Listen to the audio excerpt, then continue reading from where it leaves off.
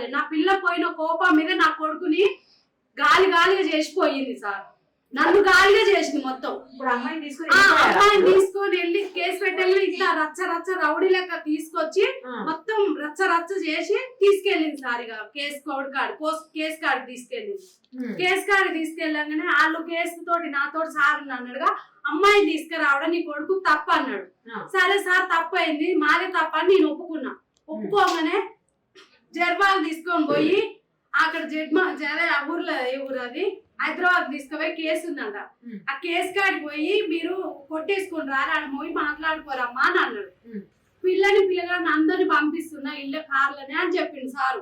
సరే సార్ మరి మా ఆయనని తీసుకొని వెళ్ళి మేము మాట్లాడి తెచ్చుకుంటాం సార్ అని చెప్పిన. అంతే ఇక ఈడ మ్యాటర్ అయితే ఇది. ఇప్పుడు ఆ రోజు ఈ సంఘటన జరిగినప్పుడు ఎప్పుడు వెళ్ళాడు నీ కొడుకు ఇంట్లోకి వెళ్ళి? ఇంట్లోకి వెళ్ళా. వాళ్ళు రాగానే వాళ్ళు వచ్చేది తీసుకెళ్ళారు. ఇక అంతే. ఇక కొడుకు నేను అడిగే పరిస్థితి నాకు పేరెంట్స్ నాకుంది మేడం అధికారం. అయ్యో తప్పు నేరం నా కానీ లేదు, ఎట్లా పంపాను మేడం, నా తప్పుంటే నేను పెట్టుకుంటా. అడిగే వరకు అన్ని చేసే వరకు వీళ్ళు తెలుసుకొని కేసు తీసుకొని వచ్చారు నా కొడుకు మీదకి. అంతే, ఏం కాదు. ఒక్కటే రోజు తెల్లారు వచ్చిన తీసుకెళ్ళి సార్ మేడం.